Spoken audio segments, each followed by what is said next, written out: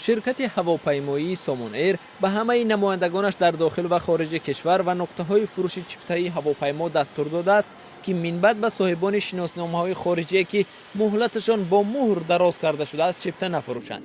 در یک فرمانی که روز 12 اکتبر از جانب رهبریت شرکت سامون ایر صادر شده است گفته می شود بنابر زیاد شدن حالتهای منع ورود شهروندان تاجیکستان به مرزهای کشورهای دیگر شروع از 16 اکتبر به شهروندان تاجیکستان که شناسنامه شکل کهنه و مهلتش تمدید شده دارند چیپتا فروخته نشود. در ادامه این دستور شرکت گفته است تا این سنه همه چیپته هایی که به صاحبان چنین شناسنامه ها فروخته شدند باز پس گردانیده شود. چون که به گفته این شرکت در گذشته حالتهای زیاد بودند که در مرزهای کشورهای دیگر شهروندان تاجیکستان را با این گونه شناسنامه ها اجازه عبور ندادند و این شهروندان ناچار به کشور باز پس گردانیده شدند.